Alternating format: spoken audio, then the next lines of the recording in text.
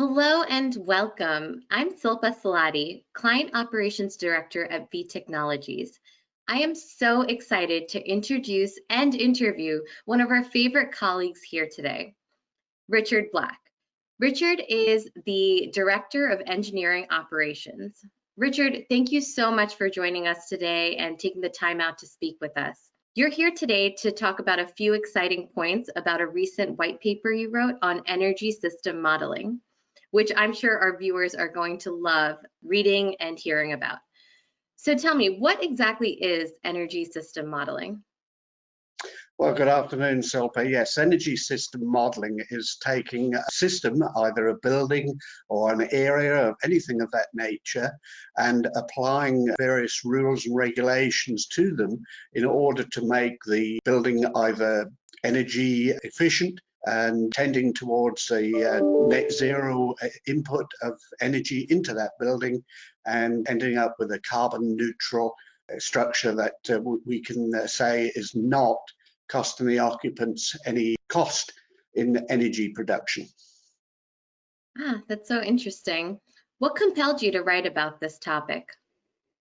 Well, we all know the pros and cons of climate change, even global warming, that type of thing.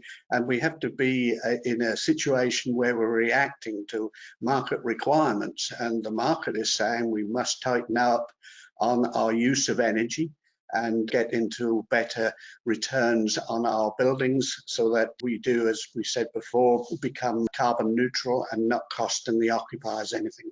Of course, I think you touch on a very important topic. In your opinion, what are the major benefits of energy modeling?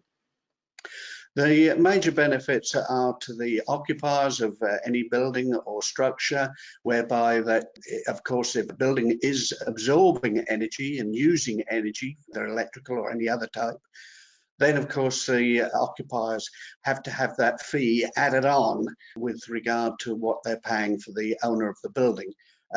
By going carbon neutral, we can then take this cost out, whether it's taken as profit to the owner or lower rents for the occupiers is a matter of opinion, but certainly it's of a benefit to all.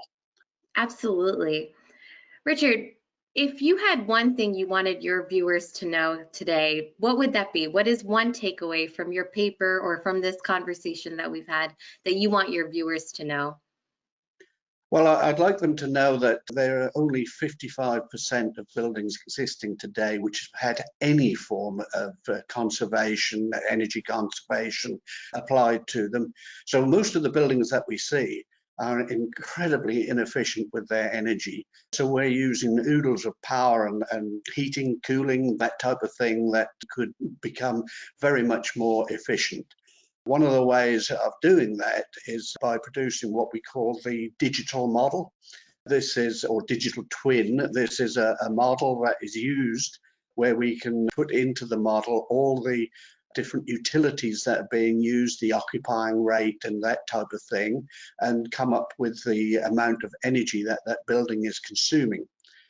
Using the digital twin, we can apply different scenarios, maybe a more efficient chiller, it may be less people in the building, it may just be as simple as balancing the light produced from the light bulbs, that type of thing. We can apply all those scenarios to the digital twin until we come up with the best of the best with regard to the building, and then we can go in and put that building so it becomes carbon neutral, or even to the extent of where it's giving out energy as opposed to taking energy. That is so insightful, Richard. Thank you so much for sharing all of that. I know that after hearing about all of this, I know our viewers are going to want to read your white paper. Thank you so much for spending the time to talk to us about it. Please visit us at vtechnologies.com to download this white paper on energy system modeling.